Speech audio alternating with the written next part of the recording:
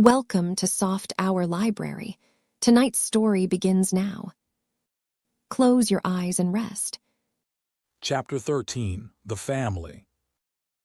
Of all the institutions that have come down to us from the past, none is in the present day so disorganized and derailed as the family. Affection of parents for children and of children for parents is capable of being one of the greatest sources of happiness. But in fact, at the present day, the relations of parents and children are, in 9 cases out of 10, a source of unhappiness to both parties, and in 99 cases out of 100, a source of unhappiness to at least one of the two parties. This failure of the family to provide the fundamental satisfaction, which in principle it is capable of yielding, is one of the most deep-seated causes of the discontent which is prevalent in our age. The adult who wishes to have a happy relation with his own children, or to provide a happy life for them, must reflect deeply upon parenthood. And, having reflected, must act wisely. The subject of the family is far too vast to be dealt with in this volume, except in relation to our own special problem, namely the conquest of happiness. And even in relation to that problem, we can deal with it only in so far as amelioration lies within the power of each individual without alterations in the social structure. This is, of course, a very grave limitation, for the causes of family unhappiness in our day are of the most diverse sorts: psychological, economic, social, educational, and political. Where the well-to-do sections of the community are concerned, 2 causes have combined to make women feel parenthood a burden far heavier than it was ever felt to be in former times. These 2 causes are, on the one hand, the opening of careers to single women; on the other hand, the decay of domestic service. In old days, women were driven into marriage by the intolerable conditions of life for the spinster.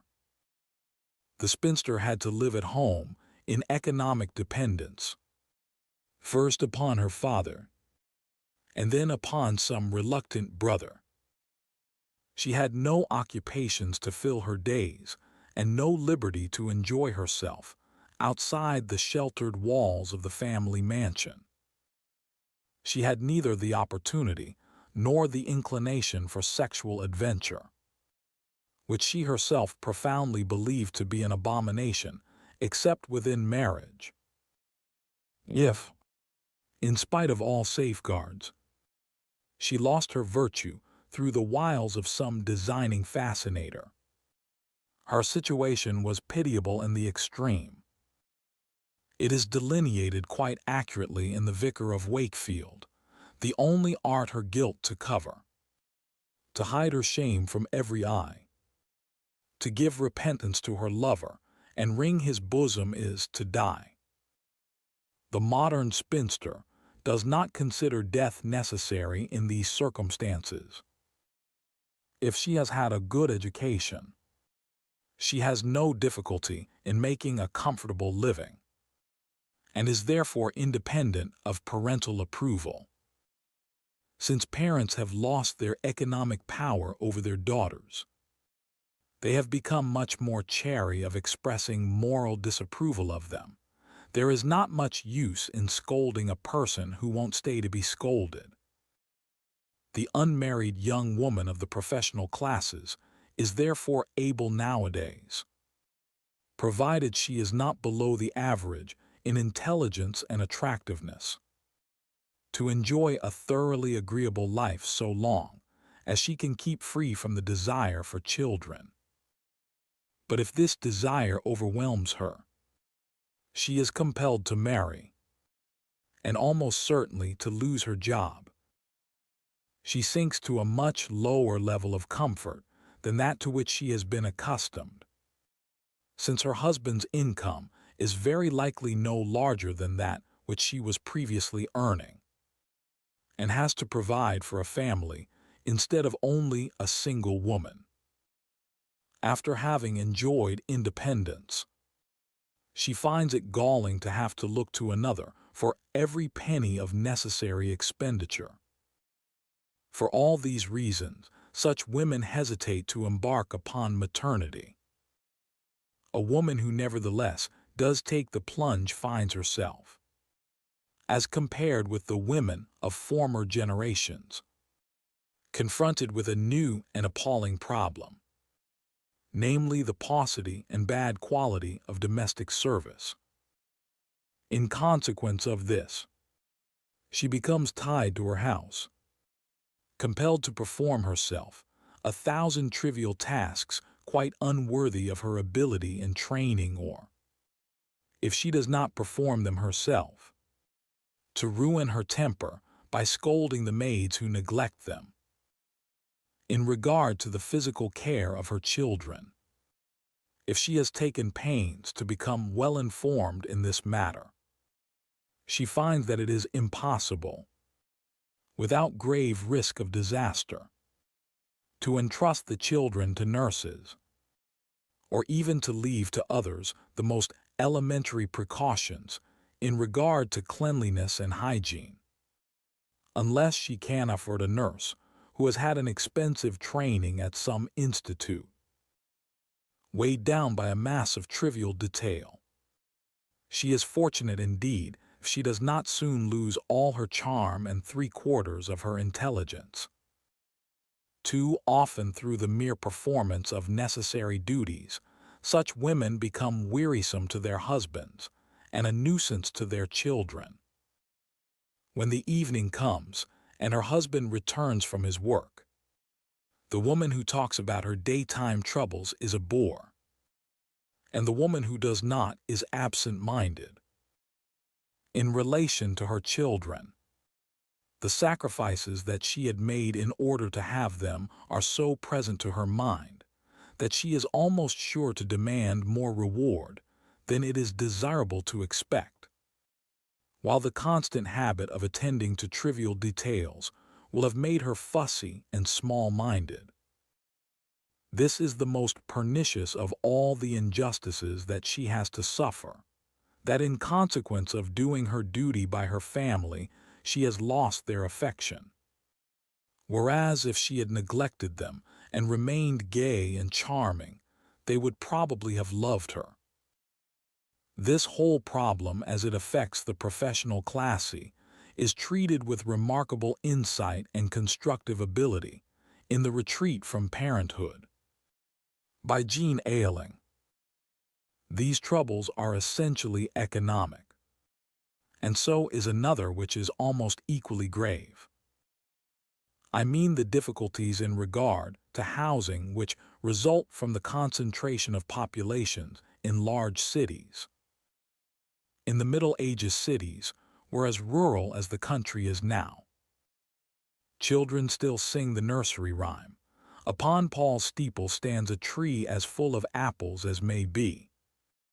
The little boys of London town, they run with sticks to knock them down. And then they run from hedge to hedge until they come to London Bridge. Paul's steeple is gone, and I do not know at what date the hedges disappeared between St. Paul's and London Bridge.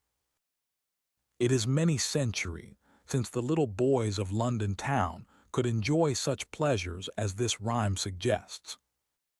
But until not so very long ago, the bulk of the population lived in the country. The towns were not very vast, it was easy to get out of them, and by no means uncommon to find gardens attached to many houses in them. Nowadays there is in England an immense preponderance of the urban over the rural population. In America this preponderance is as yet slight, but it is very rapidly increasing. Cities like London and New York are so large that it takes a very long time to get out of them. Those who live in the city usually have to be content with a flat, to which, of course, not a square inch of soil is attached, and in which people of moderate means have to be content with the absolute minimum of space. If there are young children, life in a flat is difficult. There is no room for them to play, and there is no room for their parents to get away from their noise. Consequently, professional men tend more and more to live in the suburbs. This is undoubtedly desirable from the point of view of the children, but it adds considerably to the fatigue of the man's life, and greatly diminishes the part which he can play in the family. Such large economic problems, however, it is not my intention to discuss, since they lie outside the problem with which we are concerned, namely what the individual can hear and now do to find happiness. We come nearer to this problem when we pass to the psychological difficulties which exist in the present age in the relations of parents and children. These are really part of the problems raised by democracy. In old days there were masters and slaves. The masters decided what was to be done, and on the whole liked their slaves, since their slaves ministered to their happiness. The slaves may possibly have hated their masters, though this did not happen nearly so universally as democratic theory would have us suppose. But even if they did hate their masters remained unaware of this fact, and the masters at any rate were happy. With the general acceptance of democratic theory, all this was changed. Slaves who had acquiesced before ceased to acquiesce. Masters who had formerly had no doubts as to their rights became hesitant and uncertain. Friction arose and caused unhappiness on both sides. I am not saying all this as an argument against democracy, for the troubles in question are only such as are inevitable in any important transition. But it is no use to blink the fact that, while this transition is in progress, it makes the world uncomfortable. The change in the relation between parents and children is a particular example of the general spread of democracy. Parents are no longer sure of their rights as against their children. Children no longer feel that they owe respect to their parents. The virtue of obedience, which was formerly exacted without question, has become unfashionable, and rightly so. Psychoanalysis has terrified educated parents with the fear of the harm they may unwittingly do their children. If they kiss them, they may produce an Oedipus complex. If they do not, they may produce a fury of jealousy. If they order the children to do things, they may be producing a sense of sin. If they do not, the children acquire habits which the parents think undesirable. When they see their baby sucking his thumb, they draw all kinds of terrifying inferences, but they are quite at a loss as to what to do to stop him. Parenthood, which used to be a triumphant exercise of power, has become timid, anxious, and filled with conscientious doubts. The old simple joys are lost, and that at the very moment when, owing to the new freedom of single women, the mother has had to sacrifice much more than formerly in deciding upon maternity.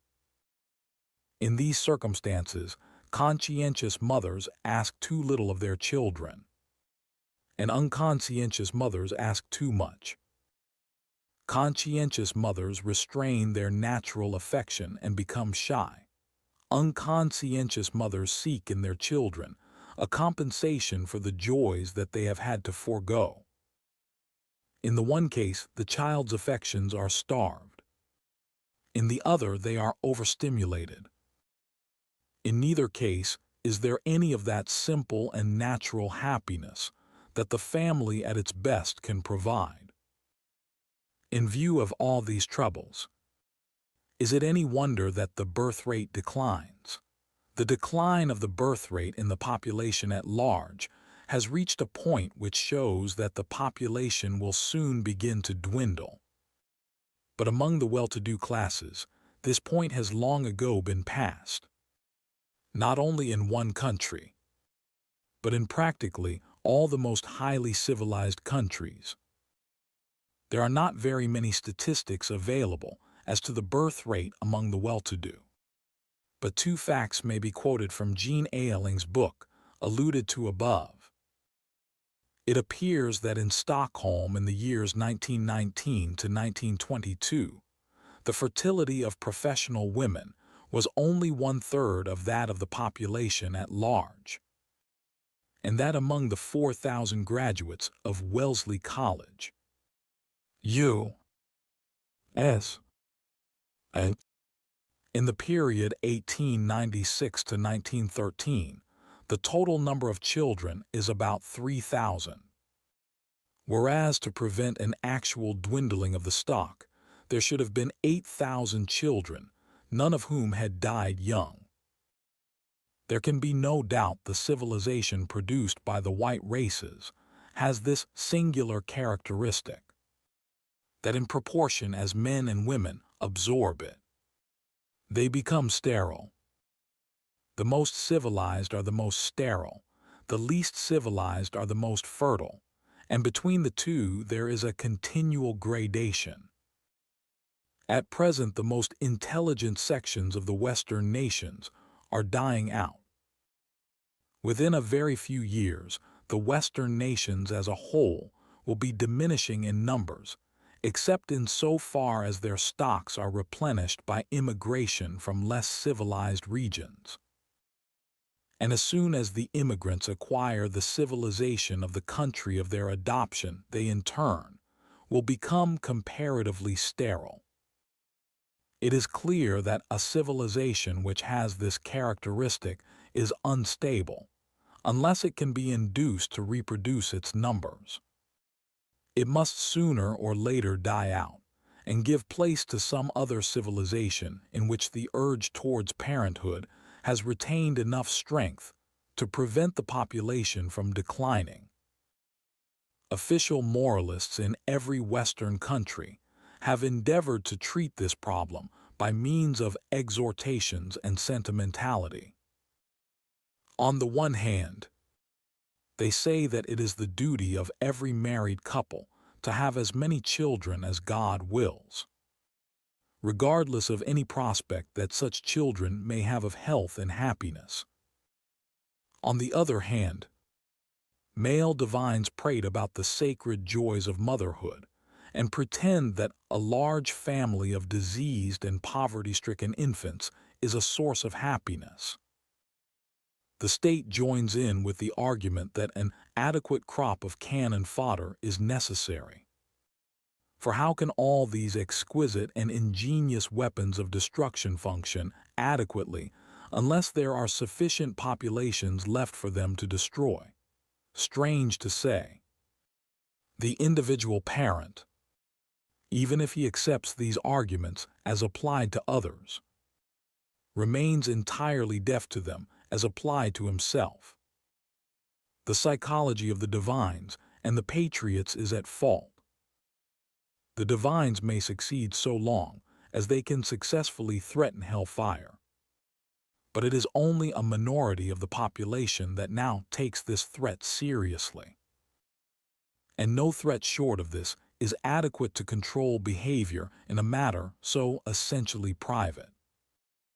As for the state, its argument is altogether too ferocious. People may agree that others ought to provide cannon fodder, but they are not attracted by the prospect of having their own children used in this way. All that the state can do, therefore, is to endeavor to keep the poor in ignorance, an effort which, as the statistics show, is singularly unsuccessful except in the most backward of Western countries. Very few men or women will have children from a sense of public duty, even if it were far clearer than it is that any such public duty exists. When men and women have children, they do so either because they believe that children will add to their happiness, or because they do not know how to prevent them. The latter reason still operates very powerfully, but it is steadily diminishing in potency, and nothing that either the state or the churches can do will prevent this diminution from continuing. It is necessary, therefore, if the white races are to survive, that parenthood should again become capable of yielding happiness to parents. When one considers human nature apart from the circumstances of the present day, it is clear, I think, that parenthood is psychologically capable of providing the greatest and most enduring happiness that life has to offer. This, no doubt, is more true of women than of men, but is more true of men than most moderns are inclined to suppose. It is taken for granted in almost all literature before the present age. Hecuba cares more for her children than for Priam. Macduff cares more for his children than for his wife. In the Old Testament, both men and women are passionately concerned to leave descendants. In China and Japan, this attitude has persisted down to our own day. It will be said that this desire is due to ancestor worship. I think, however, that the contrary is the truth, namely that ancestor worship is a reflection of the interest people take in the persistence of their family. Reverting to the professional women whom we were considering a moment ago, it is clear that the urge to have children must be very powerful, for otherwise none of them would make the sacrifices required in order to satisfy it. For my own part, speaking personally, I have found the happiness of parenthood greater than any other that I have experienced. I believe that when circumstances lead men or women to forego this happiness, a very deep need remains ungratified, and that this produces a dissatisfaction and listlessness of which the cause may remain quite unknown. To be happy in this world, especially when youth is past, it is necessary to feel oneself not merely an isolated individual whose day will soon be over, but part of the stream of life flowing on from the first germ to the remote and unknown future. As a conscious sentiment, expressed in set terms, this involves no doubt a hyper-civilized and intellectual outlook upon the world. But as a vague instinctive emotion, it is primitive and natural, and it is its absence that is hyper-civilized. A man who is capable of some great and remarkable achievement, which sets its stamp upon future ages, may gratify this feeling through his work. But for men and women who have no exceptional gifts, the only way to do so is through children. Those who have allowed their procreative impulses to become atrophied have separated themselves from the stream of life, and in so doing have run a grave risk of becoming desiccated. For them, unless they are exceptionally impersonal, death ends all. The world that shall come after them does not concern them, and because of this, their doings appear to themselves trivial and unimportant. To the man or woman who has children and grandchildren, and loves them with a natural affection. The future is important, at any rate to the limit of their lives, not only through morality or through an effort of imagination, but naturally and instinctively. And the man whose interests have been stretched to this extent beyond his personal life is likely to be able to stretch then still further. Like Abraham, he will derive satisfaction from the thought that his seed are to inherit the promised land, even if this is not to happen for many generations. And through such feelings, he is saved from the sense of futility, which otherwise deadens all his emotions. The basis of the family is, of course, the fact that parents feel a special kind of affection towards their own children, different from that which they feel towards each other or towards other children. It is true that some parents feel little or no parental affection, and it is also true that some women are capable of feeling an affection for children, not their own, almost as strong as that which they could feel for their own. Nevertheless, the broad fact remains that parental affection is a special kind of feeling which the normal human being experiences towards his or her own children, but not towards any other human being. This emotion is one which we inherit from our animal ancestors. In this respect, Freud seems to me not sufficiently biological in his outlook. For anyone who will observe an animal mother with her young can see that her behavior towards them follows an entirely different pattern from her behavior towards the male with whom she has sex relations. And this same different and instinctive pattern, though in a modified and less definite form, exists among human beings. If it were not for this special emotion, there would be almost nothing to be said for the family as an institution, since children might equally well be left to the care of professionals. As things are, however, the special affection which parents have for children, provided their instincts are not atrophied, is of value both to the parents themselves and to the children. The value of parental affection to children lies largely in the fact that it is more reliable than any other affection. One's friends like one for one's merits, one's lovers for one's charms.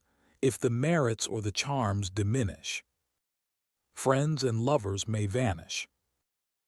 But it is in times of misfortune that parents are most to be relied upon. In illness, and even in disgrace if the parents are of the right sort. We all feel pleasure when we are admired for our merits, but most of us are sufficiently modest at heart to feel that such admiration is precarious. Our parents love us because we are their children, and this is an unalterable fact, so that we feel more safe with them than with anyone else. In times of success, this may seem unimportant, but in times of failure it affords a consolation and a security not to be found elsewhere. In all human relations, it is fairly easy to secure happiness for one party, but much more difficult to secure it for both. The jailer may enjoy guarding the prisoner, the employer may enjoy browbeating the employee, the ruler may enjoy governing his subjects with a firm hand, and the old-fashioned father no doubt enjoyed instilling virtue into his son by means of the rod. These, however, are one-sided pleasures. To the other party in the transaction, the situation is less agreeable. We have come to feel that there is something unsatisfactory about these one-sided delights. We believe that a good human relation should be satisfying to both parties. This applies more particularly to the relations of parents and children. with the result that parents obtain far less pleasure from children than they did formerly, while children reciprocally suffer less at the hands of their parents than they did in bygone generations. I do not think there is any real reason why parents should derive less happiness from their children than they did in former times, although undoubtedly this is the case at present. Nor do I think that there is any reason why parents should fail to increase the happiness of their children. But this requires, as do all those equal relationships at which the modern world aims, a certain delicacy and tenderness, a certain reverence for another personality, which are by no means encouraged by the pugnacity of ordinary life. Let us consider the happiness of parenthood, first in its biological essence, and then as it may become in a parent inspired by that kind of attitude towards other personalities, which we have been suggesting as essential to a world that believes in equality. Jailer equals jailer, the primitive root of the pleasure of parenthood is twofold.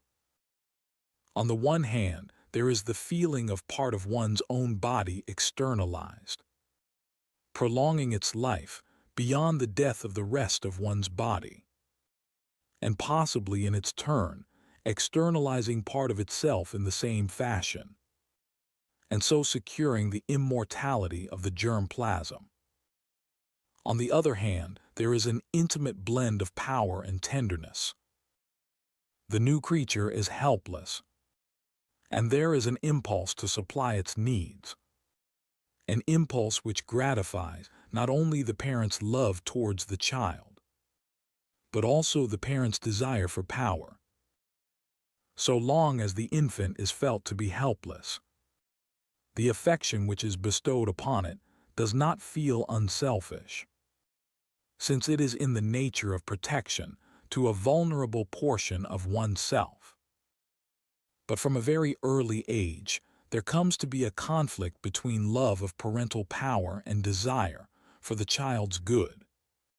For, while power over the child is to a certain extent decreed by the nature of things, it is nevertheless desirable that the child should as soon as possible learn to be independent in as many ways as possible, which is unpleasant to the power impulse in a parent.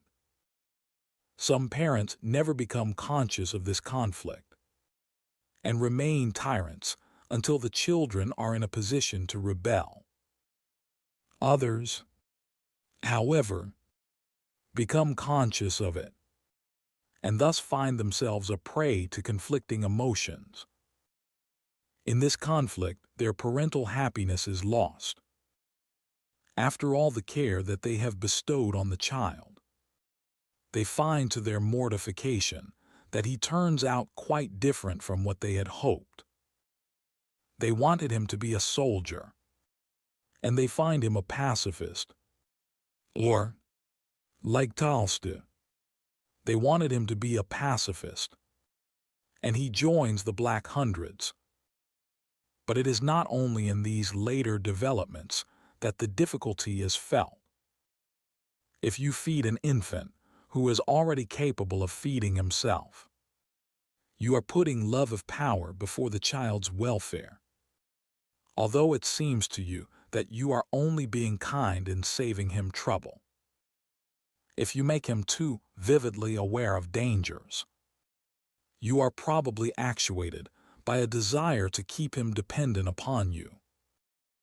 If you give him demonstrative affection to which you expect a response, you are probably endeavoring to grapple him to you by means of his emotions. In 1,000 ways, great and small, the possessive impulse of parents will lead them astray, unless they are very watchful or very pure in heart. Modern parents, aware of these dangers, sometimes lose confidence in handling their children, and become therefore even less able to be of use to them than if they permitted themselves spontaneous mistakes. For nothing causes so much worry in a child's mind as lack of certainty and self-confidence on the part of an adult. Better than being careful, therefore, is to be pure in heart.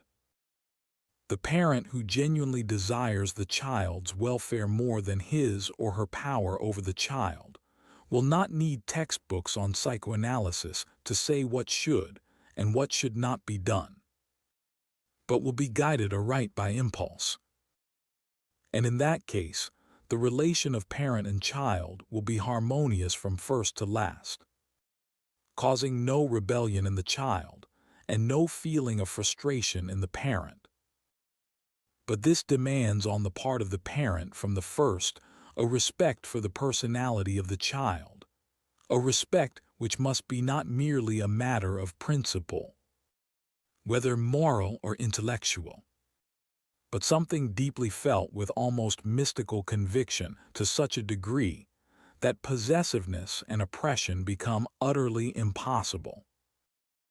It is, of course, not only towards children that an attitude of this sort is desirable. It is very necessary in marriage, and in friendship also, though in friendship it is less difficult.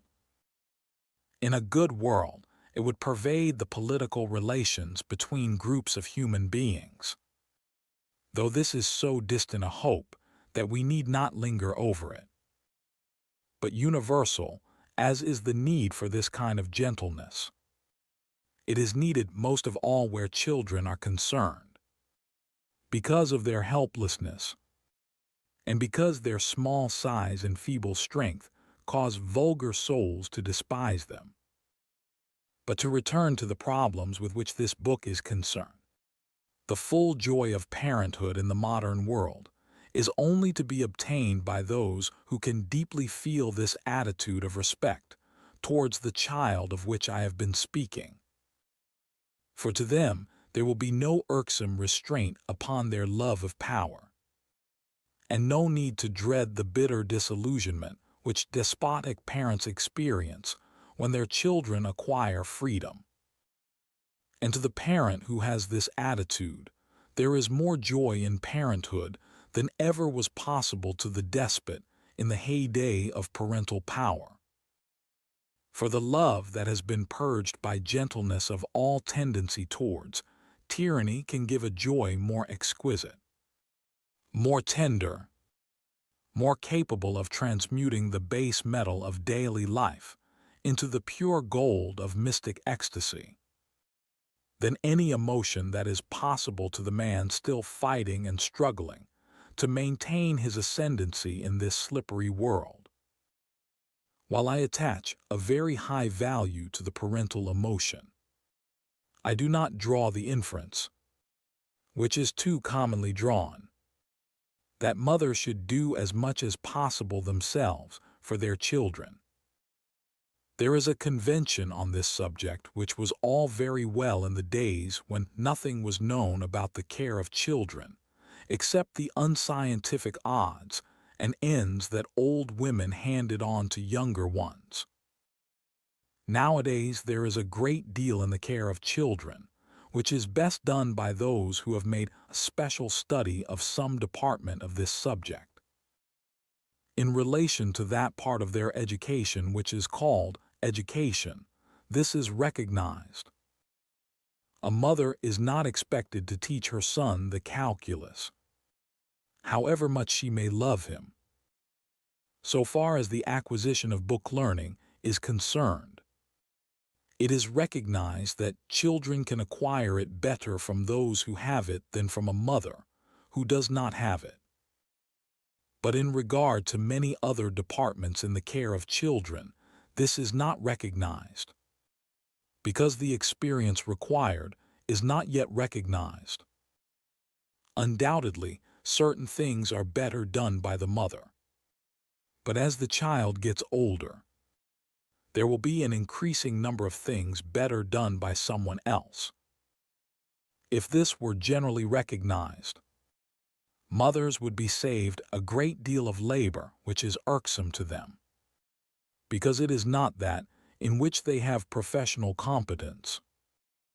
A woman who has acquired any kind of professional skill ought, both for her own sake and for that of the community, to be free to continue to exercise this skill in spite of motherhood.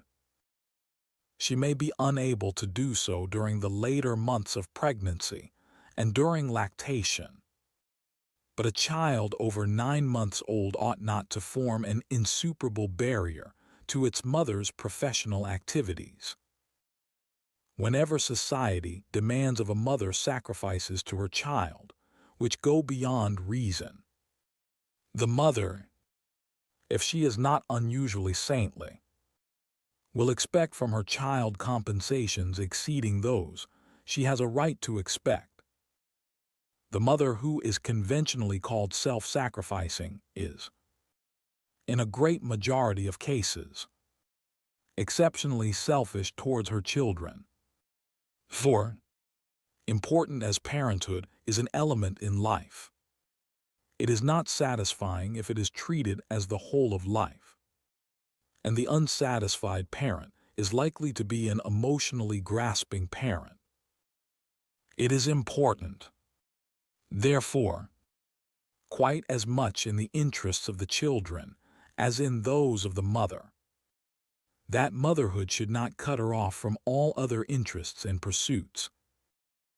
If she has a real vocation for the care of children, and that amount of knowledge which will enable her to care adequately for her own children, her skill ought to be more widely used, and she ought to be engaged professionally in the care of some group of children, which may be expected to include her own.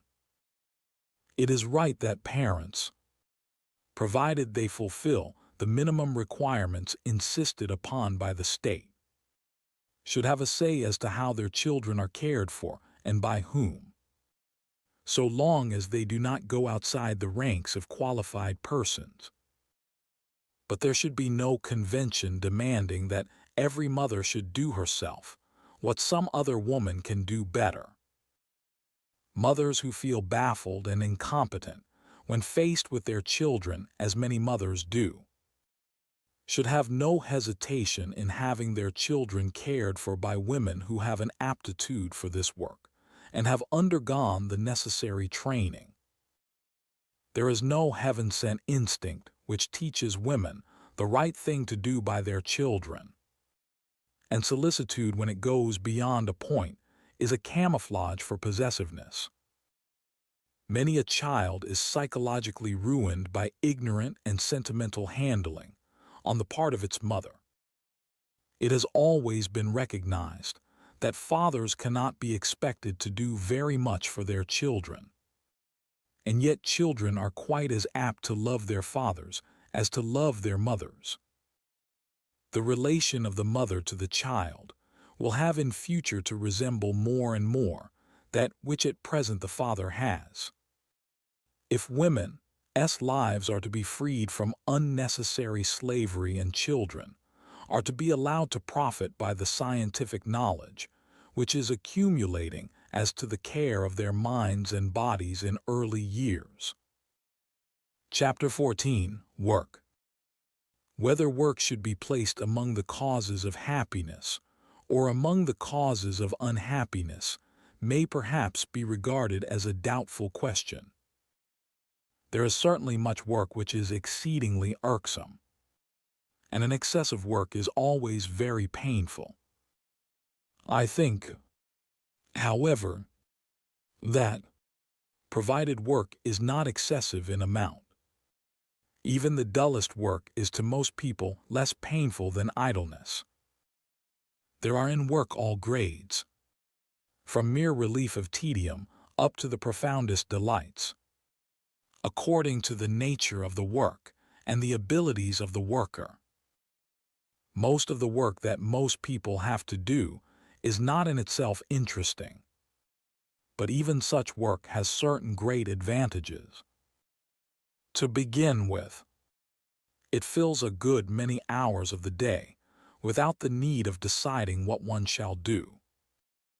Most people, when they are left free to fill their own time according to their own choice, are at a loss to think of anything sufficiently pleasant to be worth doing. And whatever they decide on, they are troubled by the feeling that something else would have been pleasanter.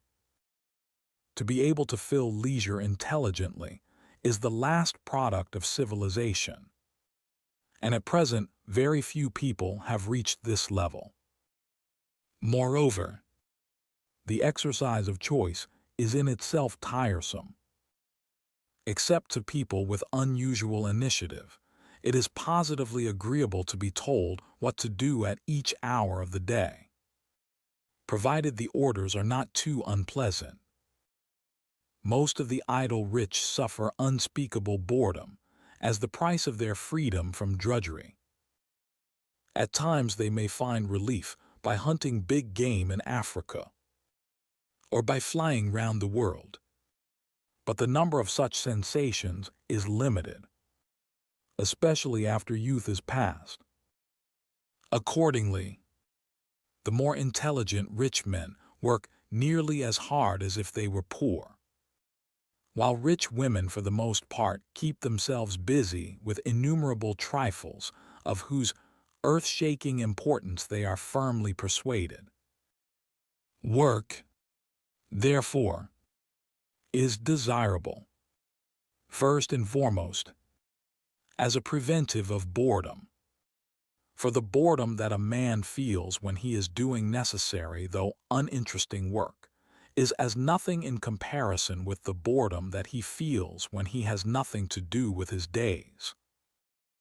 With this advantage of work another is associated, namely that it makes holidays much more delicious when they come, provided a man does not have to work so hard as to impair his vigor.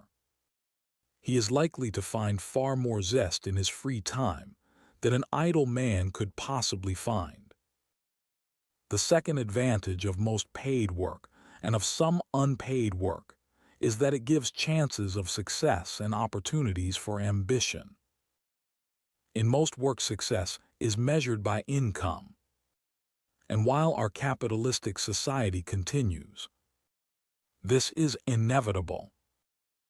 It is only where the best work is concerned that this measure ceases to be the natural one to apply. The desire that men feel to increase their income is quite as much a desire for success as for the extra comforts that a higher income can procure. However dull work may be, it becomes bearable if it is a means of building up a reputation, whether in the world at large or only in one's own circle. Continuity of purpose is one of the most essential ingredients of happiness in the long run, and for most men this comes chiefly through their work. In this respect, those women whose lives are occupied with housework are much less fortunate than men, or than women who work outside the home. The domesticated wife does not receive wages, has no means of bettering herself, is taken for granted by her husband, who sees practically nothing of what she does, and is valued by him not for her housework, but for quite other qualities. Of course, this does not apply to those women who are sufficiently well-to-do to make beautiful houses and beautiful gardens, and become the envy of their neighbors, but such women are comparatively few. And for the great majority housework cannot bring as much satisfaction as work of other kinds brings to men and to professional women. The satisfaction of killing time and of affording some outlet, however modest, for ambition, belongs to most work, and is sufficient to make even a man whose work is dull happier on the average than a man who has no work at all. But when work is interesting, it is capable of giving satisfaction of a far higher order than mere relief from tedium. The kinds of work in which there is some interest may be arranged in a hierarchy. I shall begin with those which are only mildly interesting and end with those that are worthy to absorb the whole energies of a great man. Two chief elements make work interesting. First, the exercise of skill, and second, construction.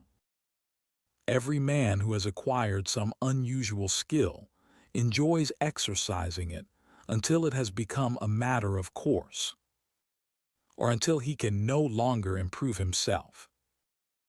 This motive to activity begins in early childhood. A boy who can stand on his head becomes reluctant to stand on his feet. A great deal of work gives the same pleasure that is to be derived from games of skill. The work of a lawyer or a politician must contain in a more delectable form a great deal of the same pleasure that is to be derived from playing bridge. Here, of course, there is not only the exercise of skill, but the outwitting of a skilled opponent, even where this competitive element is absent. However, the performance of difficult feats is agreeable. A man who can do stunts in an aeroplane finds the pleasure so great that for the sake of it he is willing to risk his life. I imagine that an able surgeon, in spite of the painful circumstances in which his work is done, derives satisfaction from the exquisite precision of his operations. The same kind of pleasure, though in a less intense form, is to be derived from a great deal of work of a humbler kind. I have even heard of plumbers who enjoyed their work, though I have never had the good fortune to meet one. All skilled work can be pleasurable, provided the skill required is either variable or capable of indefinite improvement. If these conditions are absent, it will cease to be interesting when a man has acquired his maximum skill. A man who runs 3-mile races will cease to find pleasure in this occupation when he passes the age at which he can beat his own previous record. Fortunately, there is a very considerable amount of work in which new circumstances call for new skill, and a man can go on improving, at any rate until he has reached middle age. In some kinds of skilled work, such as politics, for example, it seems that men are at their best between 60 and 70. The reason being that in such occupations, a wide experience of other men is essential. For this reason, successful politicians are apt to be happier at the age of 70 than any other men of equal age. Their only competitors in this respect are the men who are the heads of big businesses. There is, however, another element possessed by the best work, which is even more important as a source of happiness than is the exercise of skill. This is the element of constructiveness.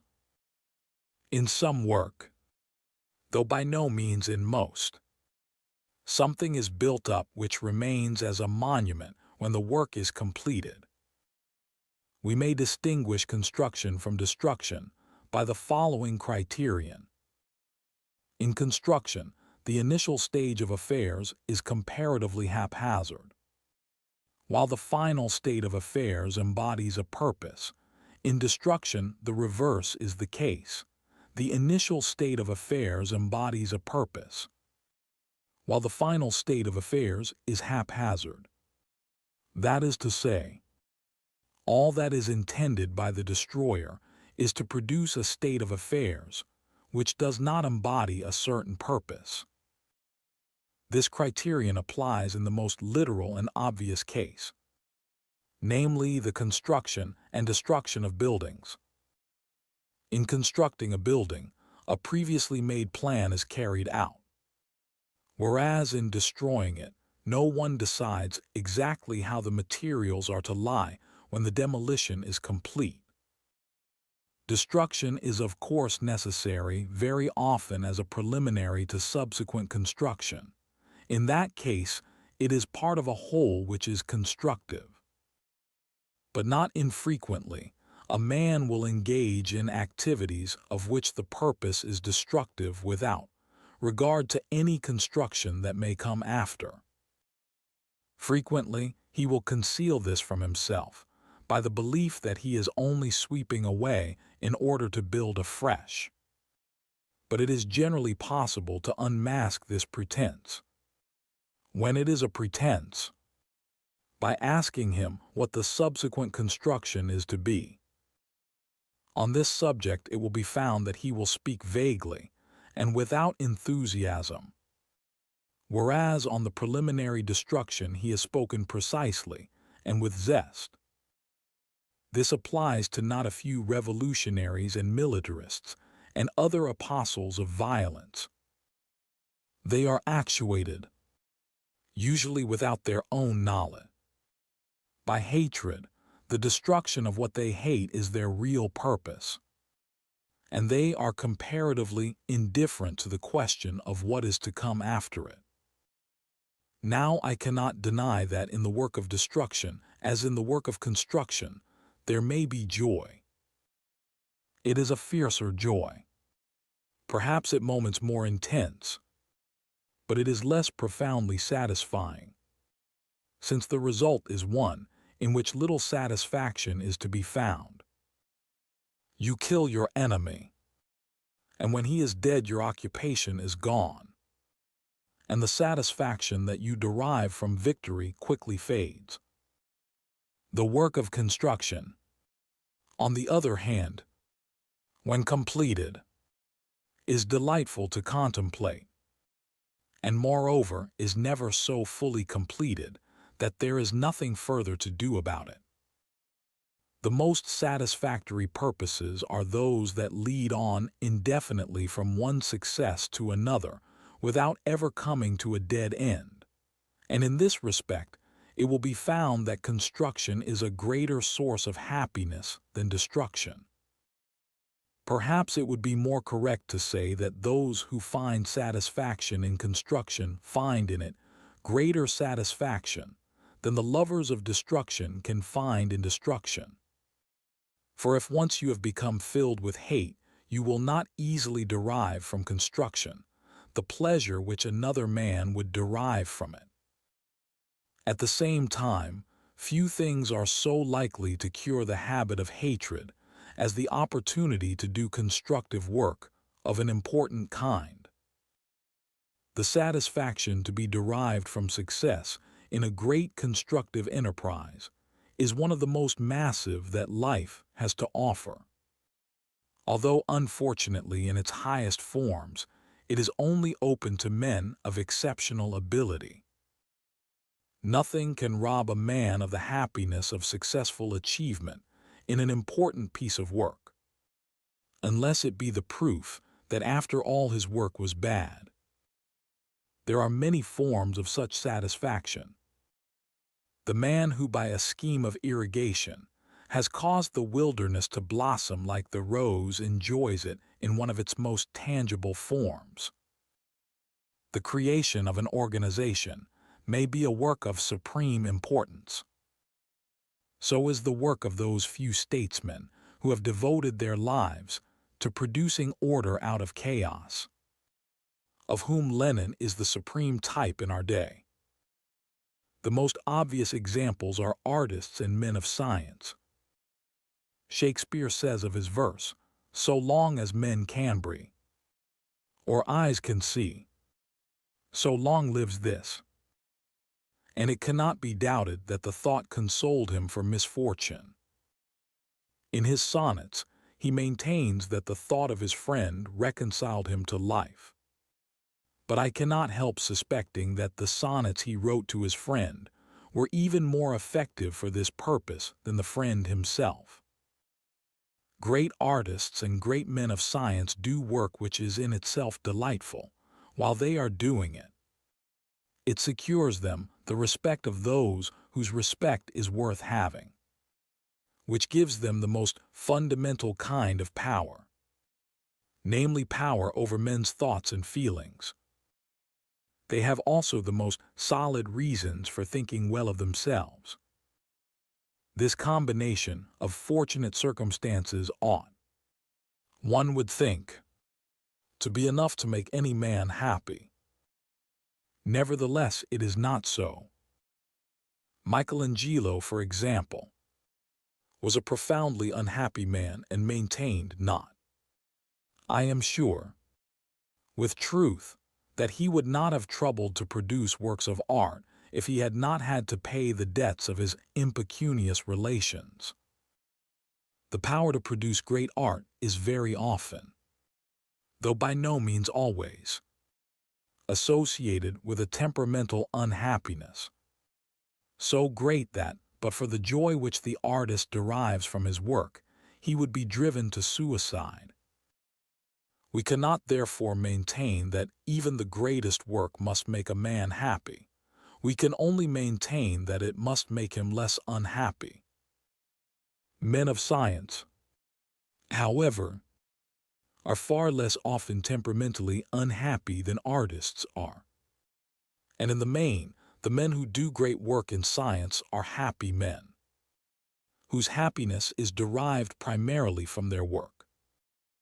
One of the causes of unhappiness among intellectuals in the present day is that so many of them, especially those whose skill is literary, find no opportunity for the independent exercise of their talents, but have to hire themselves out to rich corporations directed by Philistines, who insist upon their producing what they themselves regard as pernicious nonsense.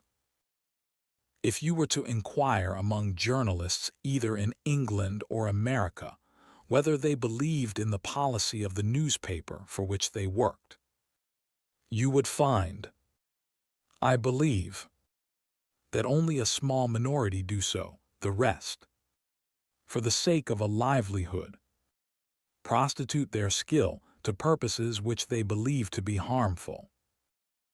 Such work cannot bring any real satisfaction, and in the course of reconciling himself to the doing of it, a man has to make himself so cynical that he can no longer derive wholehearted satisfaction from anything whatever. I cannot condemn men who undertake work of this sort, since starvation is too serious an alternative. But I think that where it is possible to do work that is satisfactory to a man's constructive impulses without entirely starving, he will be well advised from the point of view of his own happiness if he chooses it in preference to work much more highly paid, but not seeming to him worth doing on its own account. Without self-respect, genuine happiness is scarcely possible, and the man who is ashamed of his work can hardly achieve self-respect. The satisfaction of constructive work, though it may, as things are, be the privilege of a minority, can nevertheless be the privilege of a quite large minority. Any man who is his own master in his work can feel it. So can any man whose work appears to him useful and requires considerable skill. The production of satisfactory children is a difficult constructive work capable of affording profound satisfaction. Any woman who has achieved this can feel that as a result of her labor the world contains something of value which it would not otherwise contain. Human beings differ profoundly in regard to the tendency to regard their lives as a whole. To some men it is natural to do so, and essential to happiness to be able to do so with some satisfaction. To others life is a series of detached incidents without directed movement and without unity. I think the former sort are more likely to achieve happiness than the latter, since they will gradually build up those circumstances from which they can derive contentment and self-respect, whereas the others will be blown about by the winds of circumstance, now this way, now that, without ever arriving at any haven. The habit of viewing life as a whole is an essential part both of wisdom and of true morality, and is one of the things which ought to be encouraged in education. Consistent purpose is not enough to make life happy, but it is an almost indispensable condition of a happy life. And consistent purpose embodies itself mainly in work. Chapter 15. Impersonal Interests. In this chapter, I wish to consider not those major interests about which a man's life is built, but those minor interests which fill his leisure and afford relaxation from the tenseness of his more serious preoccupations. In the life of the average man, his wife and children, his work and his financial position occupy the main part of his anxious and serious thought. Even if he has extramatrimonial love affairs, they probably do not concern him as profoundly in themselves as in their possible effects upon his home life. The interests which are bound up with his work, I am not for the present regarding as impersonal interests. A man of science, for example, must keep abreast of research in his own line. Toward such research his feelings have the warmth and vividness belonging to something intimately concerned with his career. But if he reads about research in some quite other science with which he is not professionally concerned, he reads in quite a different spirit. Not professionally, less critically, more disinterestedly. Even if he has to use his mind in order to follow what is said, his reading is nevertheless a relaxation, because it is not connected with his responsibilities.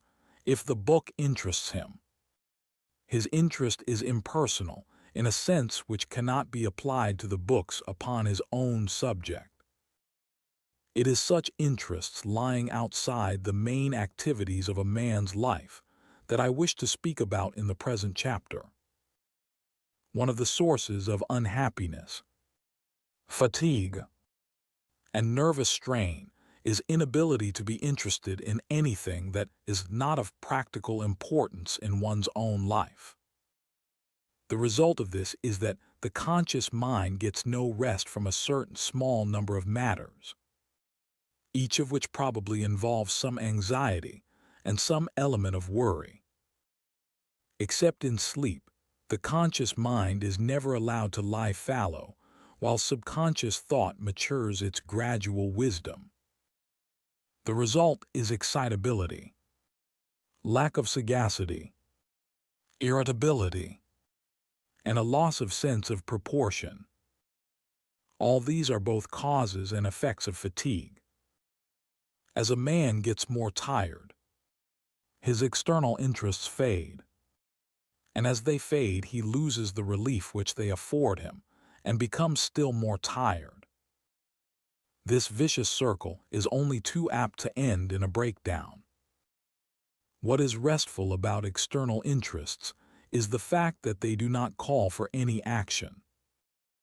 Making decisions and exercising volition are very fatiguing, especially if they have to be done hurriedly and without the help of the subconscious. Men who feel that they must sleep on it before coming to an important decision are profoundly right. But it is not only in sleep that the subconscious mental processes can work. They can work also while a man's conscious mind is occupied elsewhere. The man who can forget his work when it is over and not remember it until it begins again next day is likely to do his work far better than the man who worries about it throughout the intervening hours. And it is very much easier to forget work at the times when it ought to be forgotten, if a man has many interests other than his work, than it is if he has not. It is, However, essential that these interests should not exercise those very faculties which have been exhausted by his day's work. They should not involve will and quick decision. They should not, like gambling, involve any financial element. And they should, as a rule, not be so exciting as to produce emotional fatigue and preoccupy the subconscious as well as the conscious mind. A great many amusements fulfill all these conditions. Watching games, going to the theater, playing golf, are all irreproachable from this point of view. For a man of a bookish turn of mind, reading unconnected with his professional activities is very satisfactory. However important a worry may be, it should not be thought about throughout the whole of the waking hours. In this respect, there is a great difference between men and women. Men on the whole find it very much easier to forget their work than women do. In the case of women whose work is in the home, this is natural, since they do not have the change of place that a man has when he leaves the office to help them to acquire a new mood. But if I am not mistaken, women whose work is outside the home differ from men in this respect almost as much as those who work at home. They find it, that is to say, very difficult to be interested in anything that has for them no practical importance. Their purposes govern their thoughts and their activities, and they seldom become absorbed in some wholly irresponsible interest. I do not, of course, deny that exceptions exist, but I am speaking of what seems to me to be the usual rule. In a women's college, for example, the women teachers, if no man is present, talk shop in the evening, while in a men's college the men do not. This characteristic appears to women as a higher degree of conscientiousness than that of men. But I do not think that, in the long run, it improves the quality of their work. And it tends to produce a certain narrowness of outlook, leading not infrequently to a kind of fanaticism. All impersonal interests, apart from their importance as relaxation, have various other uses. To begin with, they help a man to retain his sense of proportion. It is very easy to become so absorbed in our own pursuits, our own circle, our own type of work, that we forget how small a part this is of the total of human activity, and how many things in the world are entirely unaffected by what we do. Why should one remember this, you may ask? There are several answers. In the first place, it is good to have as true a picture of the world as is compatible with necessary activities. Each of us is in the world for no very long time, and within the few years of his life has to acquire whatever he is to know of this strange planet and its place in the universe. To ignore our opportunities for knowledge, imperfect as they are, is like going to the theater and not listening to the play. The world is full of things that are tragic or comic, heroic or bizarre or surprising, and those who fail to be interested in the spectacle that it offers are foregoing one of the privileges that life has to offer. Then again, a sense of proportion is very valuable and at times very consoling. We are all inclined to get unduly excited, unduly strained, unduly impressed with the importance of the little corner of the world in which we live, and of the little moment of time comprised between our birth and death. In this excitement and overestimation of our own importance, there is nothing desirable. True, it may make us work harder, but it will not make us work better. A little work directed to a good end is better than a great deal of work directed to a bad end. Though the apostles of the strenuous life seem to think otherwise, those who care much for their work are always in danger of falling into fanaticism, which consists essentially in remembering one or two desirable things while forgetting all the rest, and in supposing that in the pursuit of these one or two, any incidental harm of other sorts is of little account. Against this fanatical temper, there is no better prophylactic than a large conception of the life of man and his place in the universe. This may seem a very big thing to invoke in such a connection, but apart from thy's particular use, it is in itself a thing of great value.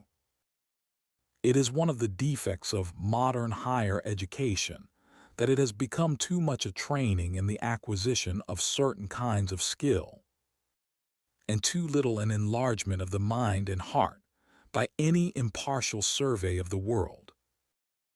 You become absorbed, let us say, in a political contest, and work hard for the victory of your own party.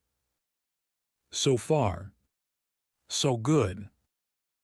But it may happen in the course of the contest that some opportunity of victory presents itself, which involves the use of methods calculated to increase hatred, violence, and suspicion in the world.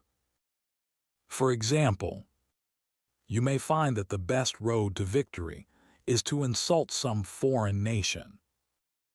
If your mental purview is limited to the present, or if you have imbibed the doctrine that what is called efficiency is the only thing that matters, you will adopt such dubious means. Through them, you will be victorious in your immediate purpose, while the more distant consequences may be disastrous. If, on the other hand, you have as part of the habitual furniture of your mind the past ages of man, his slow and partial emergence out of barbarism, and the brevity of his total existence in comparison with astronomical epochs, if, I say, such thoughts have molded your habitual feelings, you will realize that the momentary battle upon which you are engaged cannot be of such importance as to risk a backward step towards the darkness out of which we have been slowly emerging. Nay, more, if you suffer defeat in your immediate objective, you will be sustained by the same sense of its momentariness that made you unwilling to adopt degrading weapons. You will have, beyond your immediate activities, purposes that are distant and slowly unfolding, in which you are not an isolated individual, but one of the great army of those who have led mankind towards a civilized existence. If you have attained to this outlook, a certain deep happiness will never leave you, whatever your personal fate may be. Life will become a communion with the great of all ages, and personal death no more than a negligible incident.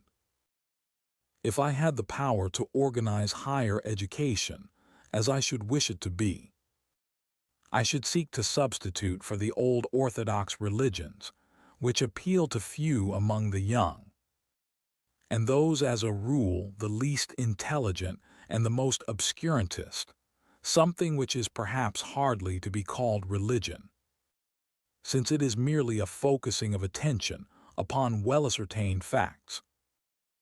I should seek to make young people vividly aware of the past, vividly realizing that the future of man will in all likelihood be immeasurably longer than his past, profoundly conscious of the minuteness of the planet upon which we live, and of the fact that life on this planet is only a temporary incident, And at the same time with these facts, which tend to emphasize the insignificance of the individual, I should present quite another set of facts designed to impress upon the mind of the young the greatness of which the individual is capable, and the knowledge that throughout all the depths of stellar space, nothing of equal value is known to us.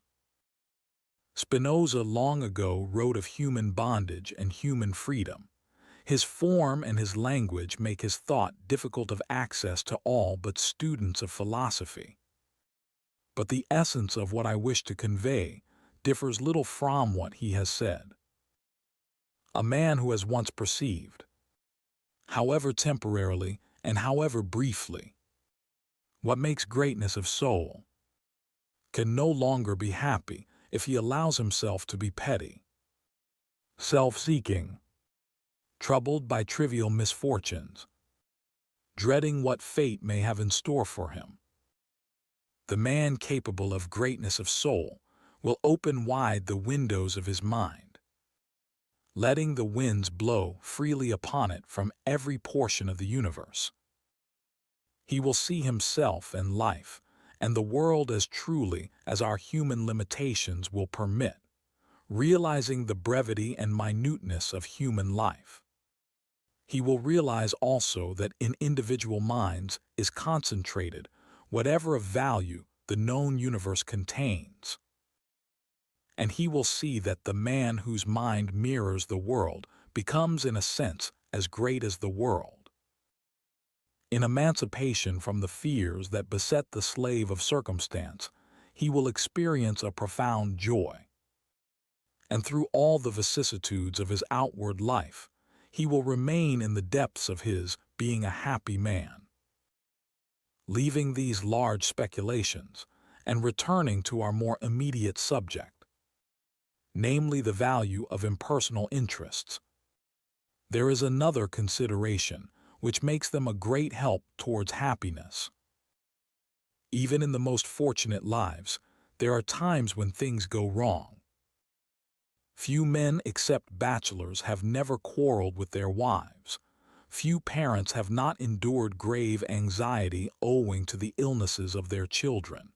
Few businessmen have avoided times of financial stress. Few professional men have not known periods when failure stared them in the face. At such times, a capacity to become interested in something outside the cause of anxiety is an immense boon. At such times, when in spite of anxiety, there is nothing to be done at the moment, one man will play chess, another will read detective stories, a third will become absorbed in popular astronomy, a fourth will console himself by reading about the excavations at Ur of the Chaldees. Any one of these four is acting wisely, whereas the man who does nothing to distract his mind and allows his trouble to acquire a complete empire over him is acting unwisely and making himself less fit to cope with his troubles when the moment for action arrives. Very similar considerations apply to irreparable sorrows, such as the death of some person deeply loved. No good is done to anyone by allowing oneself to become sunk in grief on such an occasion. Grief is unavoidable and must be expected, but everything that can be done should be done to minimize it. It is mere sentimentality to aim, as some do, at extracting the very uttermost drop of misery from misfortune. I do not, of course, deny that a man may be broken by sorrow, but I do say that every man should do his utmost to escape this fate, and should seek any distraction, however trivial, provided it is not in itself harmful or degrading. Among those that I regard as harmful and degrading, I include such things as drunkenness and drugs, of which the purpose is to destroy thought, at least for the time being. The proper course is not to destroy thought, but to turn it into new channels. or at any rate into channels remote from the present misfortune. It is difficult to do this if life has hitherto been concentrated upon a very few interests, and those few have now become suffused with sorrow. To bear misfortune well when it comes, it is wise to have cultivated in happier times a certain width of interests, so that the mind may find prepared for it some undisturbed place, suggesting other associations and other emotions than those which are making the present difficult to bear. A man of adequate vitality and zest will surmount all misfortunes by the emergence after each blow of an interest in life, and the world which cannot be narrowed down so much as to make one loss fatal. To be defeated by one loss, or even by several, is not something to be admired as a proof of sensibility, but something to be deplored as a failure in vitality. All our affections are at the mercy of death, which may strike down those whom we love at any moment. It is therefore necessary that our lives should not have that narrow intensity which puts the whole meaning and purpose of our life at the mercy of accident. For all these reasons, the man who pursues happiness wisely will aim at the possession of a number of subsidiary interests, in addition to those central ones upon which his life is built. Chapter 16. Effort and Resignation. The golden mean is an uninteresting doctrine, and I can remember when I was young rejecting it with scorn and indignation, since in those days it was heroic extremes that I admired. Truth, however, is not always interesting, and many things are believed because they are interesting, although, in fact, there is little other evidence in their favor. The golden mean is a case in point. It may be an uninteresting doctrine, but in a very great many matters it is a true one. One respect in which it is necessary to preserve the golden mean is as regards the balance between effort and resignation. Both doctrines have had extreme advocates. The doctrine of resignation has been preached by saints and mystics. The doctrine of effort has been preached by efficiency experts and muscular Christians. Each of these opposing schools has had a part of the truth, but not the whole. I want in this chapter to try and strike the balance, and I shall begin with the case in favor of effort. Happiness is not, except in very rare cases, something that drops into the mouth, like a ripe fruit, by the mere operation of fortunate circumstances. That is why I have called this book The Conquest of Happiness. For in a world so full of avoidable and unavoidable misfortunes, of illness and psychological tangles, of struggle and poverty and ill will, the man or woman who is to be happy must find ways of coping with the multitudinous causes of unhappiness by which each individual is assailed. In some rare cases, no great effort may be required. A man of easy good nature, who inherits an ample fortune and enjoys good health together with simple tastes, may slip through life comfortably and wonder what all the fuss is about. A good-looking woman of an indolent disposition, if she happens to marry a well-to-do husband who demands no exertion from her, and if after marriage she does not mind growing fat, may equally enjoy a certain lazy comfort, provided she has good luck as regards her children. But such cases are exceptional. Most people are not rich. Many people are not born good-natured. Many people have uneasy passions which make a quiet and well-regulated life seem intolerably boring. Health is a blessing which no one can be sure of preserving. marriage is not invariably a source of bliss. For all these reasons, happiness must be, for most men and women, an achievement rather than a gift of the gods. And in this achievement effort, both inward and outward, must play a great part. The inward effort may include the effort of necessary resignation for the present. Therefore, let us consider only outward effort. In the case of any person, whether man or woman, who has to work for a living, the need of effort in this respect is too obvious to need emphasizing. The Indian fakir, it is true, can make a living without effort by merely offering a bowl for the alms of the faithful. But in Western countries, the authorities do not view with a favorable eye this method of obtaining an income. Moreover, the climate makes it less pleasant than in hotter and drier countries in the wintertime. At any rate, few people are so lazy as to prefer idleness out of doors to work in heated rooms. Resignation alone, therefore, is not in the West one of the roads to fortune. To a very large percentage of men in Western countries, more than a bare living is necessary to happiness, since they desire the feeling of being successful. In some occupations, such, for example, as scientific research, this feeling can be obtained by men who do not earn a large income. But in the majority of occupations, income has become the measure of success. At this point, we touch upon a matter in regard to which an element of resignation is desirable in most cases.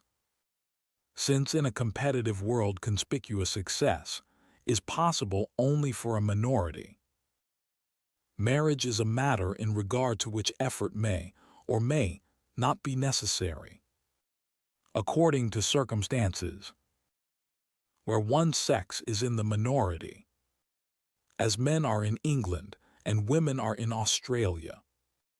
Members of that sex require, as a rule, little effort in order to marry if they wish.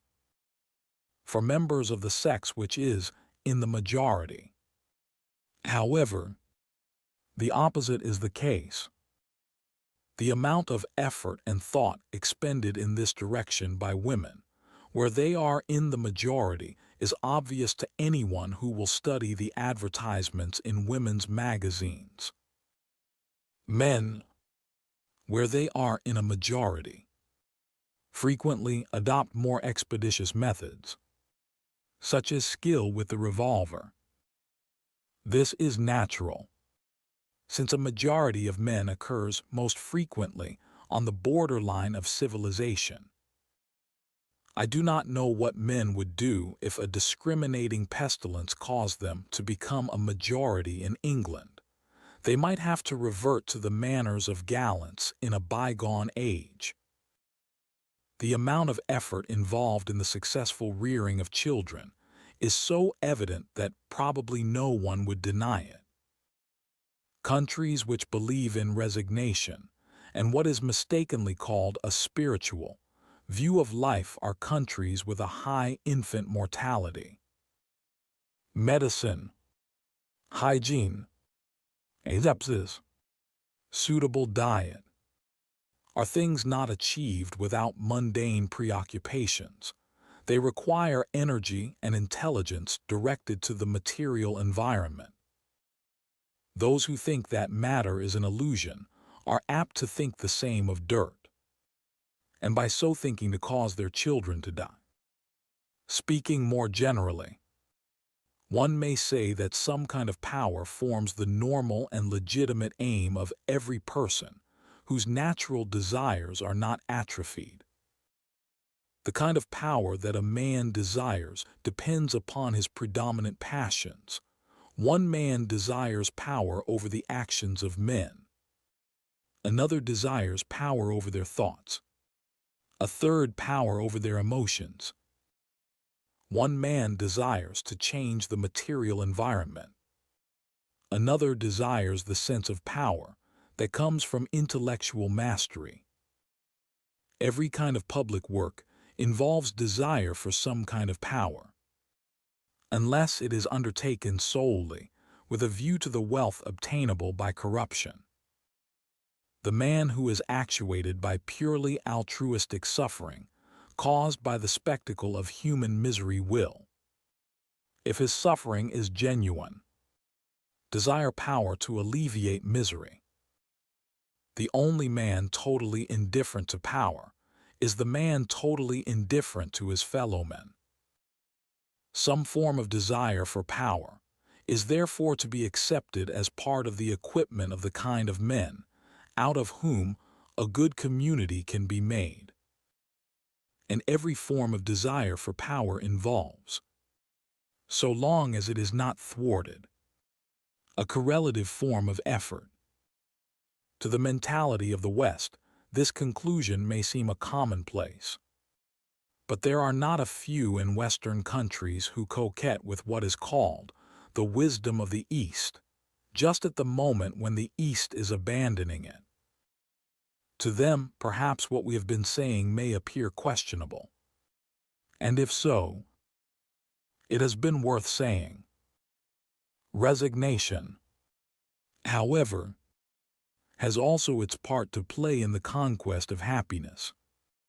And it is a part no less essential than that played by effort. The wise man, though he will not sit down under preventable misfortunes, will not waste time and emotion upon such as are unavoidable. And even such as are in themselves avoidable he will submit to, if the time and labor required to avoid them would interfere with the pursuit of some more important object.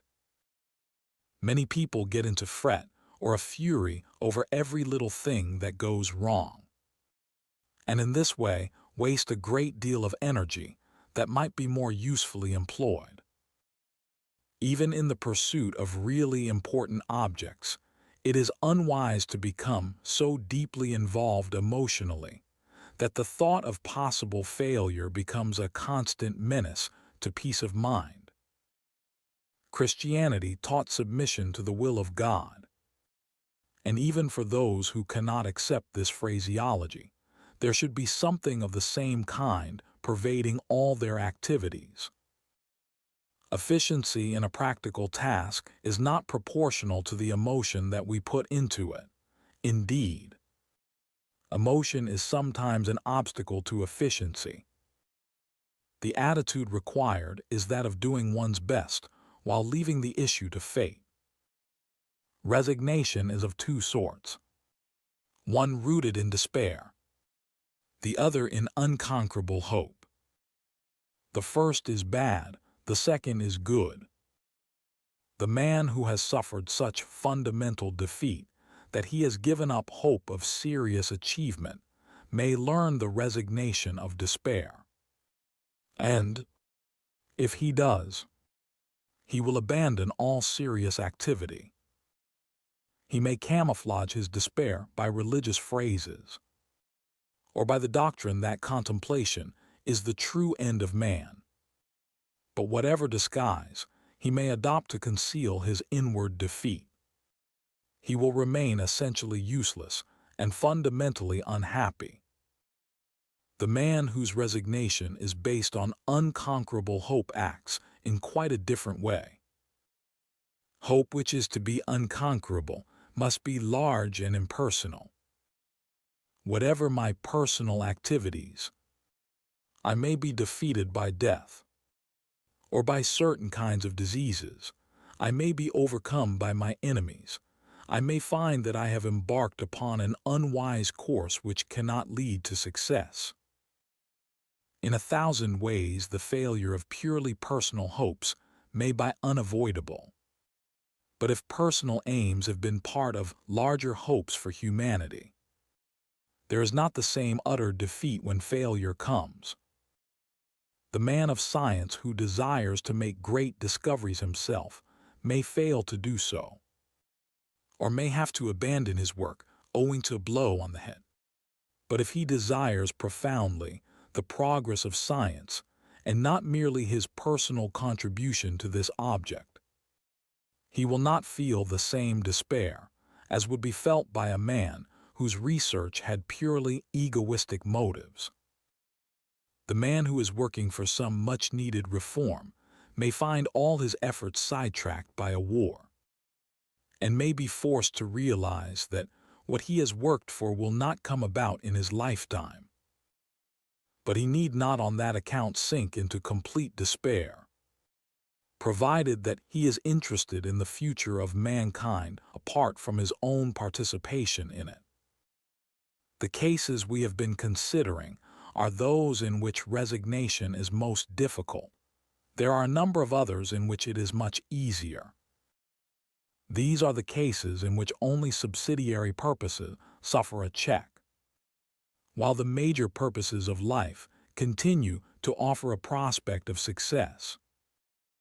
A man, for example, who is engaged in important work shows a failure in the desirable kind of resignation if he is distracted by matrimonial unhappiness. If his work is really absorbing, he should regard such incidental troubles in the way in which one regards a wet day. That is to say, as a nuisance about which it would be foolish to make a fuss.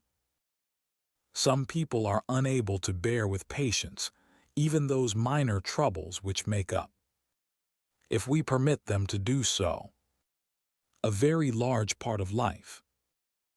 They are furious when they miss a train, transported with rage if their dinner is badly cooked, sunk in despair if the chimney smokes, and vowing vengeance against the whole industrial order when their clothes fail to return from the sanitary steam laundry. The energy that such people waste on trivial trouble would be sufficient, if more wisely directed, to make and unmake empires. The wise man fails to observe the dust that the housemaid has not dusted, the potato that the cook has not cooked, and the soot that the sweep has not swept. I do not mean that he takes no steps to remedy these matters, provided he has time to do so. I mean only that he deals with them without emotion. Worry and fret and irritation are emotions which serve no purpose. Those who feel them strongly may say that they are incapable of overcoming them, and I am not sure that they can be overcome by anything short of that fundamental resignation of which we spoke earlier. The same kind of concentration upon large impersonal hopes which enables a man to bear personal failure in his work, or the troubles of an unhappy marriage, will also make it possible for him to be patient when he misses a train or drops his umbrella in the mud. If he is of a fretful disposition, I am not sure that anything less than this will cure him. The man who has become emancipated from the empire of worry will find life a much more cheerful affair than it used to be, while he was perpetually being irritated. Personal idiosyncrasies of acquaintances, which formerly made him wish to scream, will now seem merely amusing. When Mr. A, for the 347th time, relates the anecdote of the Bishop of Tierra del Fuego, he amuses himself by noting the score, and feels no inclination to attempt a vain diversion by an anecdote of his own. When his bootlace breaks just as he is in a hurry to catch an early morning train, he reflects after the appropriate expletives that in the history of the cosmos, the event in question has no very great importance. When he is interrupted in a proposal of marriage by a visit of a tedious neighbor, He considers that all mankind have been liable to disaster, with the exception of Adam's, and that even he had his troubles. There is no limit to what can be done in the way of finding consolation from minor misfortunes by means of bizarre analogies and quaint parallels. Every civilized man or woman has, I suppose, some picture of himself or herself, and is annoyed when anything happens that seems to spoil this picture. The best cure is to have not only one picture, but a whole gallery, and to select the one appropriate to the incident in question. If some of the portraits are a trifle laughable, so much the better. It is not wise to see oneself all day long as a hero of high tragedy. I do not suggest that one should see oneself always as a clown in comedy. For those who do this are even more irritating. A little tact is required in choosing a role appropriate to the situation. Of course, if you can forget yourself and not play a part at all, that is admirable. But if playing a part has become second nature, consider that you act in repertory, and so avoid monotony. Many active people are of opinion that the slightest grain of resignation, the faintest gleam of humor, would destroy the energy with which they do their work and the determination by which, as they believe, they achieve success. These people, in my opinion, are mistaken.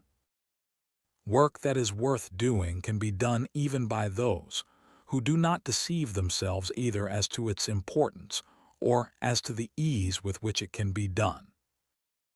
Those who can only do their work when upheld by self-deception had better first take a course in learning to endure the truth before continuing their career, since sooner or later the need of being sustained by myths will cause their work to become harmful instead of beneficial. It is better to do nothing than to do harm. Half the useful work in the world consists of combating the harmful work. A little time spent in learning to appreciate facts is not time wasted, and the work that will be done afterwards is far less likely to be harmful than the work done by those who need a continual inflation of their ego as a stimulant to their energy. A certain kind of resignation is involved in willingness to face the truth about ourselves. This kind, though it may involve pain in the first moments, affords ultimately a protection, indeed the only possible protection against the disappointments and disillusionments to which the self-deceiver is liable. Nothing is more fatiguing nor, in the long run, more exasperating than the daily effort to believe things which daily become more incredible.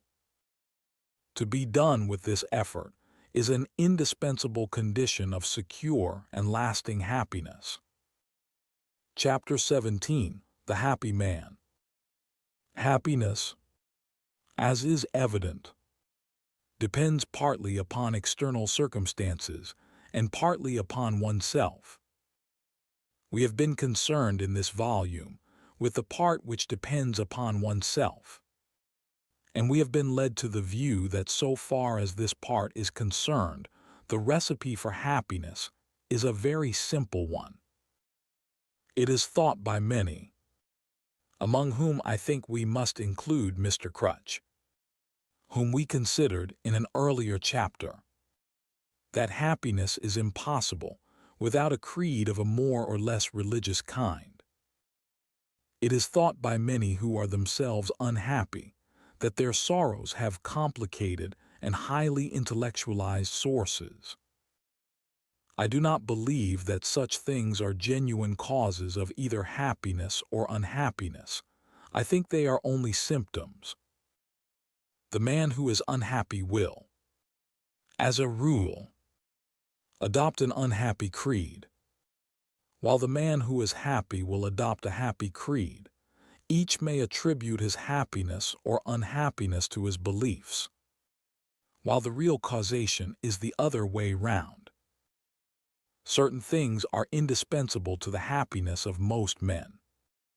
But these are simple things: food and shelter, health, love, successful work, and the respect of one's own herd.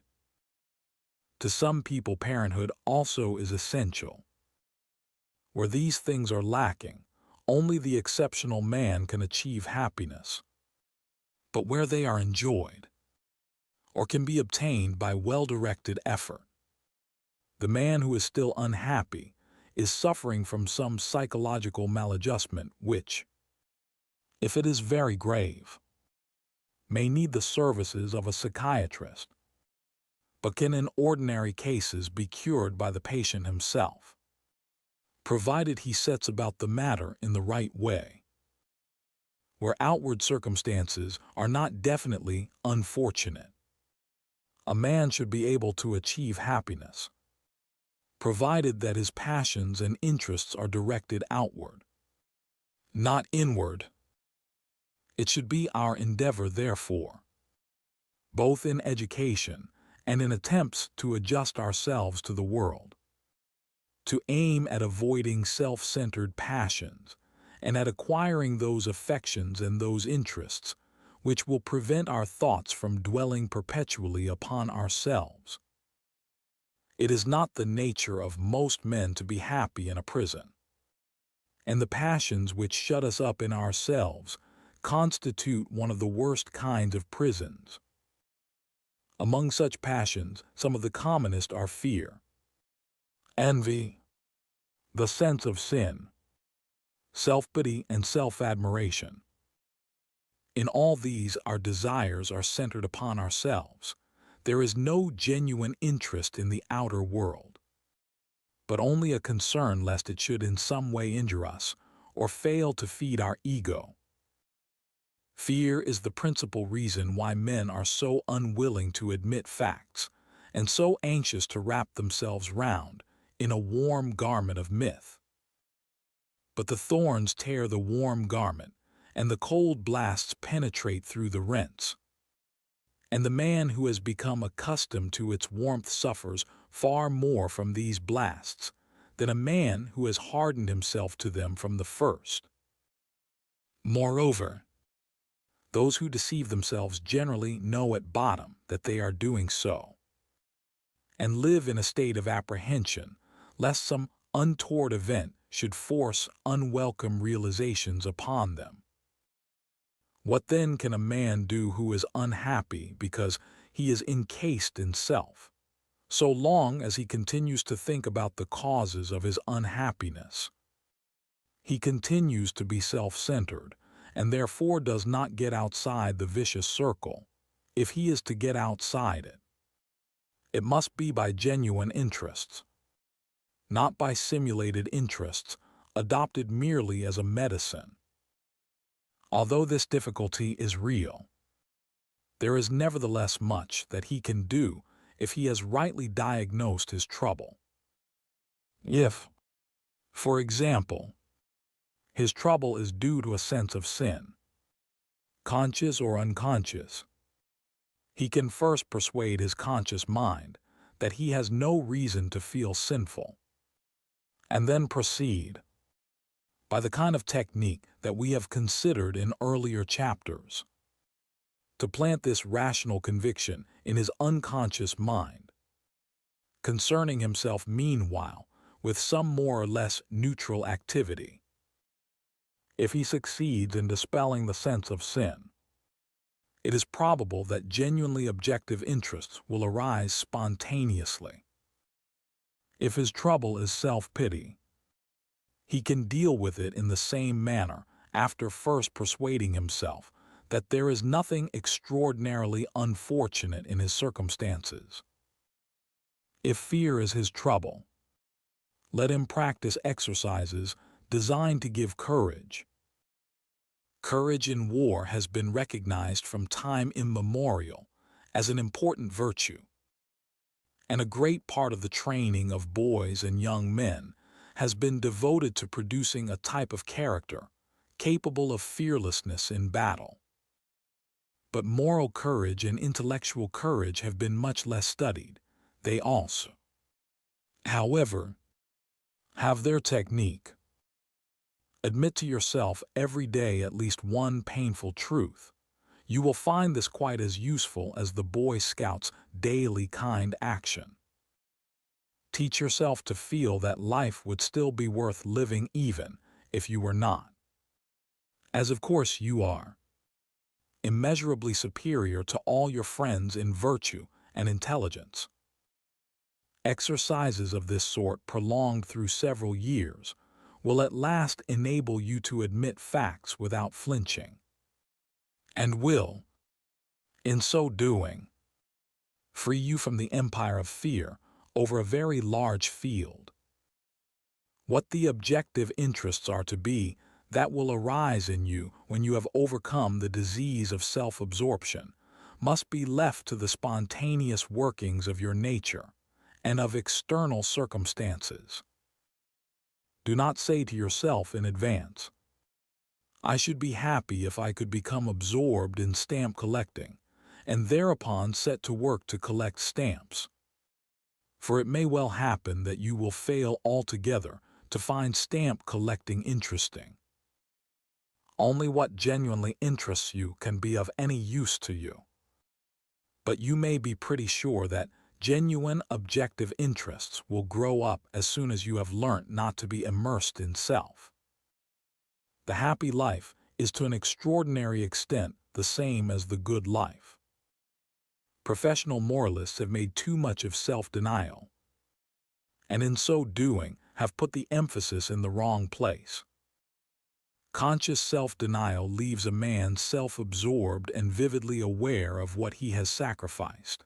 In consequence, it fails often of its immediate object and almost always of its ultimate purpose.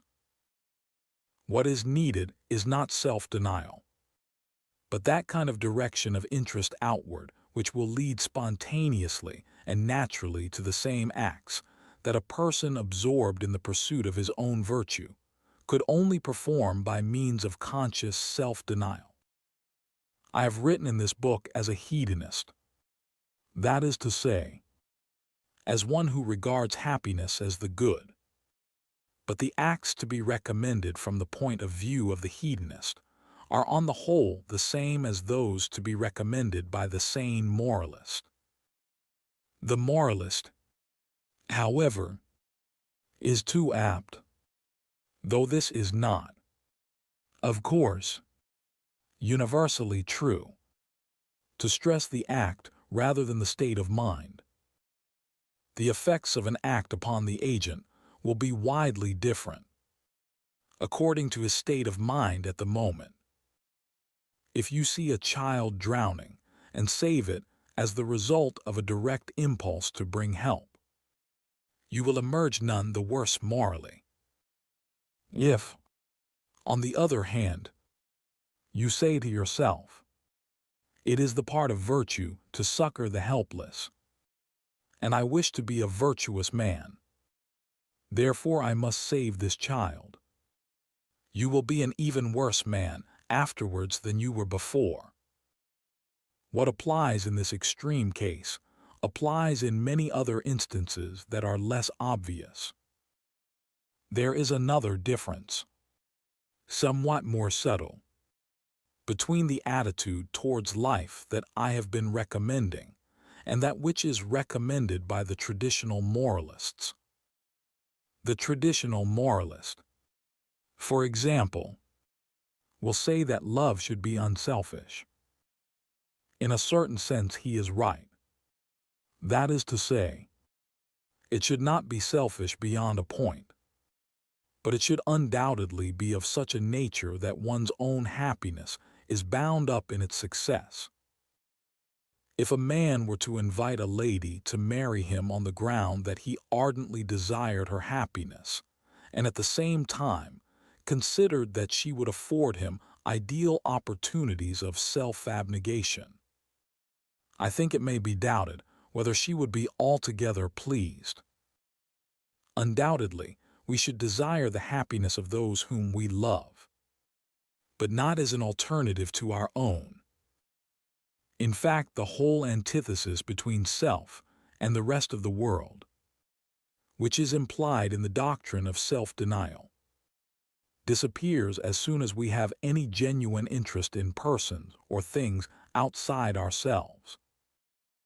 Through such interests, a man comes to feel himself part of the stream of life, not a hard separate entity like a billiard ball, which can have no relation with other such entities except that of collision.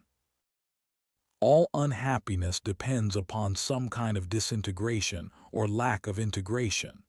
There is disintegration within the self through lack of coordination between the conscious and the unconscious mind. There is lack of integration between the self and society, where the two are not knit together by the force of objective interests and affections. The happy man is the man who does not suffer from either of these failures of unity, whose personality is neither divided against itself nor pitted against the world.